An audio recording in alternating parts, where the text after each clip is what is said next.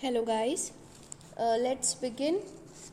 So today's video will start from the topic complaint mechanisms of quasi-judicial bodies. Quasi means false or semi. Okay, so judicial body everybody knows which are a part of judiciary or which function as a part of judiciary. And what is the function of judiciary? To resolve the disputes, to adjudicate the disputes, right? So how complaints are filed in these quasi judicial bodies, how the matters or the cases are dealt with, how they give their verdicts, and all that we are gonna discuss in this topic. And quasi judicial bodies are basically tribunals or commissions. These can be said to be quasi judicial bodies that are set up for a particular purpose, so that in and all the heavy burden of cases of huge pendency can be reduced on the higher level courts. High courts, Supreme Court, they have a huge amount of cases that are still pending and a huge number of cases that they have to deal with. Okay, so to reduce the burden and huge pendency of cases, to provide speedy justice, these quasi judicial bodies are set up that again have the same function to resolve the disputes and, if necessary, impose punishments or penalties for something wrong that has been done by the person or by a party to the suit. I told you what a suit is, S-U-I-T. When you talk about suit in legal language, it is not that clothing attire which we wear in our daily lives, okay? Suit is the case that is filed in the court. Parties to the suit means the one who files the suit and the other party is against whom the suit is filed. Like if there is a victim and there is a criminal, for suppose. So victim is the person who has filed the suit and criminal is the person against whom the suit is filed. And obviously this a person will be declared criminal or he will not be declared criminal, that depends upon the proceedings that will be held in the court of law. Furthermore, I was just to explain that who are the parties to the suit. Okay, so remember this thing, suit is not a clothing attire when you refer to this word in legal language. Then the quasi judicial bodies typically are public administrative agencies under the realm of executive branch and are largely bestowed with authority similar to courts. As I told you, they have the same function as that of judiciary, that is to resolve the dispute, and they can also impose penalty or punishment as the case may be. Okay, so they are typically administrative agencies, public because obviously the common public will go to them as a matter of justice, and they are also a part of executive. They are also quasi judicial bodies, so they work as a judiciary. These bodies have power to resolve disputes and impose punishments. Examples include national and state human rights commissions, central and state information commissions, consumer redressal forums and commissions, income tax tribunals, and so on. There are numerous examples of these that you can find, that you can encounter in your daily life if you are aware enough of the fact that what all is happening around you in your country or in the world. If you are little bit even aware of it, then you can realize that how many these institutions are. Information commissions जो RTI आप file करते हैं, that goes for the information commission only. Consumer redressal forums, that Jago Grahak Jago campaign which you may have heard about, It was a very famous one. Advertisements used to come earlier. Now we can hardly see any advertisement of this campaign, but earlier it used to come to make aware of the rights of the consumers, to help it reach to the masses. Advertisements aired on televisions and on radios. So these are some forums. See, if a consumer is, if the shopkeeper has sold an adulterated food article and consumer or the one who has bought it, he or his any of his family member falls ill due to consuming that adulterated product, so the consumer can, as a right of him being a consumer, he can refer to the court against the adulterated product that was sold to him, because now it is the responsibility of the shopkeeper to make sure that none of his buyers are falling ill because of the products that he is advertising of, or of any of the product that he has kept in his shop.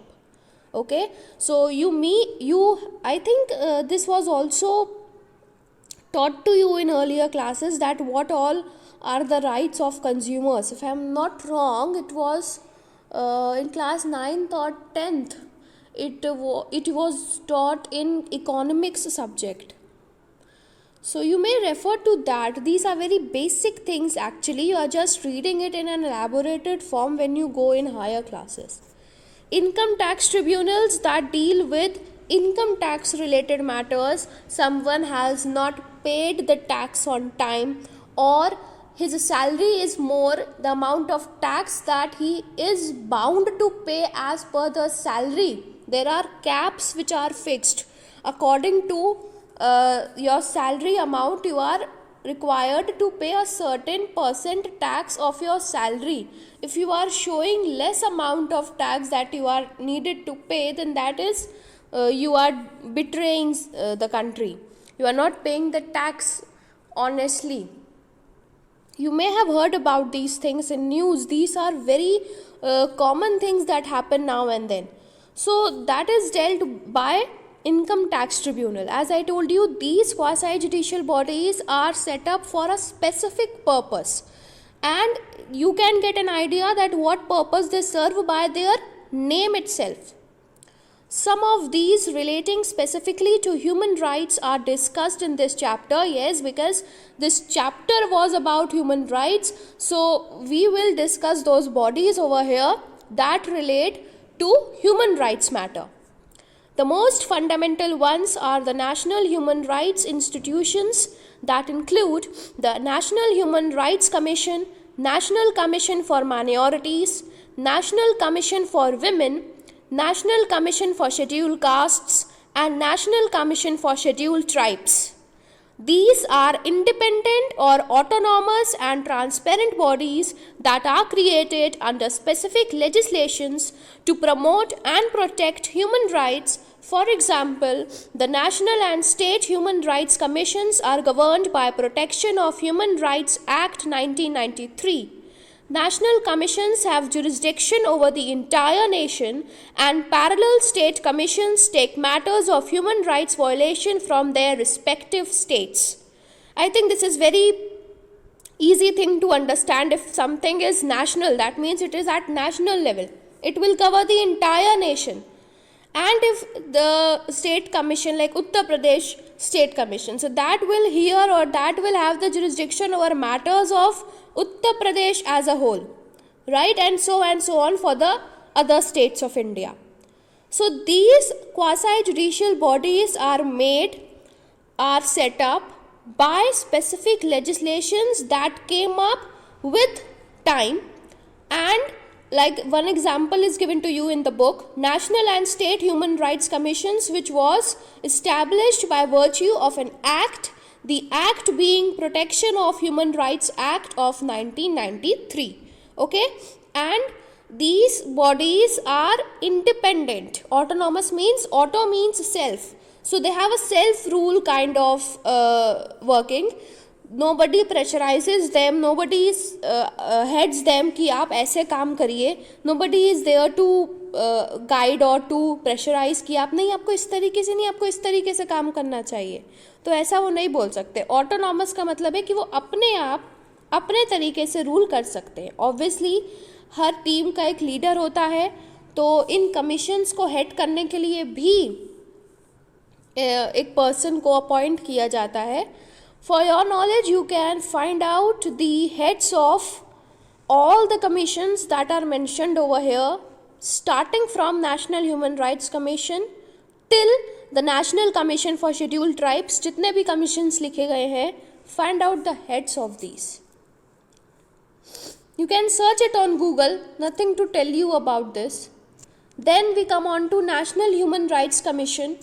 The specific legislation called Protection of Human Rights Act was enacted by Parliament in 1993, which established the National Human Rights Commission as an independent institution with powers and functions to promote and protect human rights.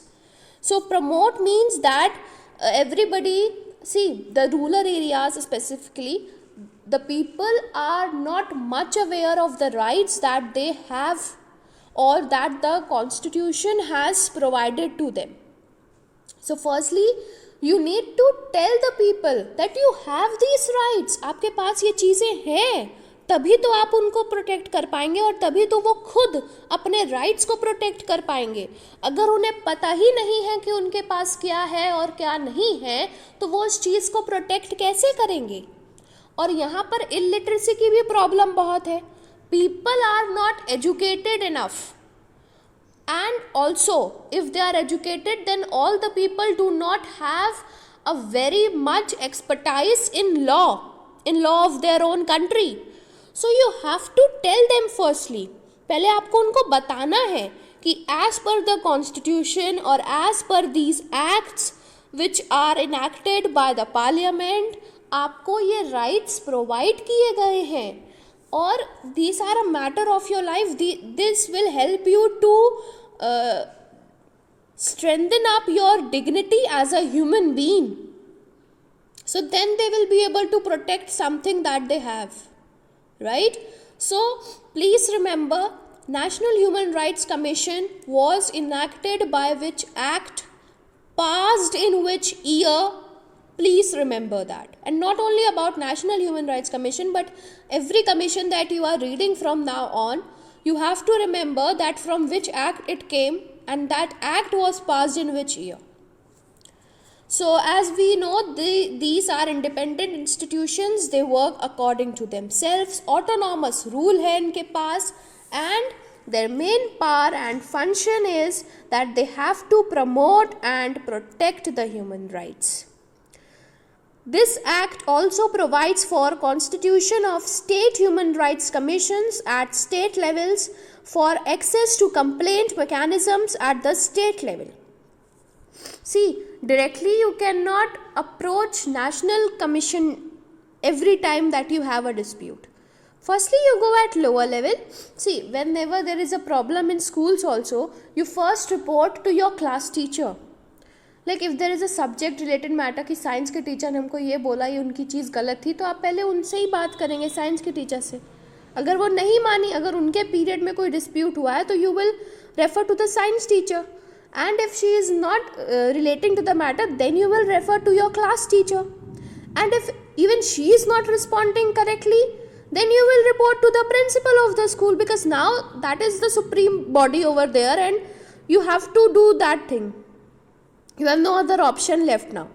So how you are going? You are going from lower level to the higher level, right? Similarly, if you have a problem that can be accessed at the state level, you have to approach to the State Human Rights Commission.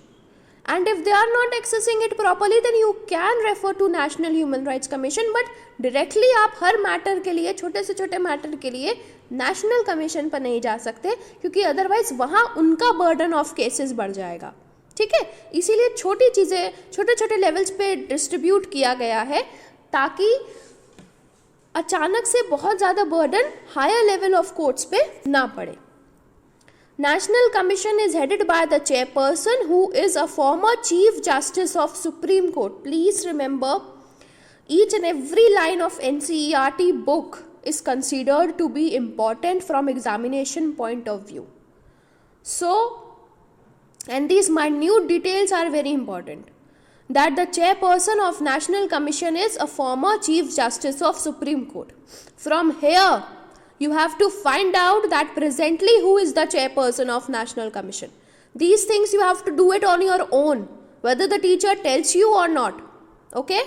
The other members of commission are one member who is a former judge of Supreme Court, another member who is present or former Chief Justice of a High Court, and two other members with knowledge or experience in matters relating to human rights. So you see, in total there are 5 members. One is chairperson. Including the chairperson, there are 5 members in the National Commission. One other member is former judge of Supreme Court. Another second member is present or former Chief Justice of High Court, and the other 2 members are having expertise in matters of human rights. Okay? So please remember what is the composition of these and who and what is the qualification of the chairperson of this commission. So as you know, if election commission is set up as or by the Constitution of India, तो election commission का chairperson कौन होगा, उसकी qualifications क्या होंगी, उस body में total कितने मेंबर्स होंगे, उन अदर मेंबर्स की क्वालिफिकेशंस क्या होंगी, सब बहुत ही क्लियरली इलैबोरेट किया गया है इंडियन कॉन्स्टिट्यूशन में. उसी तरीके से अगर किसी भी एक्ट से कोई कमीशन या कोई फोरम सेटअप किया जा रहा है तो उस बॉडी में कितने मेंबर्स होंगे, कौन हेड होगा, उनकी क्या क्वालिफिकेशंस होंगी, वो सब चीज़ें भी इलैबोरेटली मेंशन की जाती हैं. इसीलिए इस कमीशन में यू कैन डायरेक्टली से I have decided today that there will be a commission, who all will be there. अब कहीं से आप सड़क से उठाकर तो किसी को उसका मेंबर नहीं बना दोगे ना. If that is a part of your prestige, human rights matter is very something very important and to, as I said, to strengthen the dignity of humans. So it is a very crucial matter. You have to take somebody who is an expert in that field. So you will take those members. So what will be the qualifications? How you will differentiate? Even if you pass an examination, there is a cut-off for that examination. कि इतने this marks or more than this marks students will be selected. So that is also a type of qualification which is set up. Similarly over here, there will be qualifications of the members. These many members will be there. All that has to be mentioned. If a question comes and you have to write about National Human Rights Commission, then you have to write about how many members should be there, by which act, in which year it was set up, who is the chairperson, qualifications of chairperson and the present chairperson. You have to mention that all. Besides, there is a Secretary General who is the Chief Executive Officer of Commission, who largely discharges administrative duties of Commission. Chairperson and members are appointed by President of India on recommendation of a committee consisting of Prime Minister, Speaker of House of People, that is Lok Sabha, Minister of Home Affairs, Leader of Opposition in Lok Sabha, Leader of Opposition in Council of States, and Deputy Chairman of Rajya Sabha. Now you see, the members are appointed by a committee itself. Members of the commission are elected by the committee itself. The committee consists of the President of India, Prime Minister, Speaker of Lok Sabha, Home Affairs Minister, Leader of Opposition of Lok Sabha, Leader of Opposition of Rajya Sabha, and Deputy Chairman of Rajya Sabha. Remember that all. The committee is required to consult the Chief Justice of India whenever a sitting judge of Supreme Court or sitting judge, Chief Justice of a High Court is appointed to the commission. As it is said, a Chief Justice of Supreme Court can be the chairperson. So if you are taking a former judge means retired, then you don't have to necessarily consult the Chief Justice of India. But if present जज जो कि वहाँ पर अभी काम कर रहे हैं सुप्रीम कोर्ट या हाई कोर्ट में, अगर आप उनको अपॉइंट कर रहे हैं, so you have to consult the chief justice of India कि under you they all are working, so you suggest that who will be a better person to sit on this post. The government appoints police officers and investigate staff and other administrative, technical and scientific personnel for efficient functioning of the commission. The National Commission based in New Delhi and state commissions complement the working of National Commission. Obviously, state commissions work under the National Commission, so they assist and they complement the work of National Commission. So next video I will take up powers and functions of the Commission.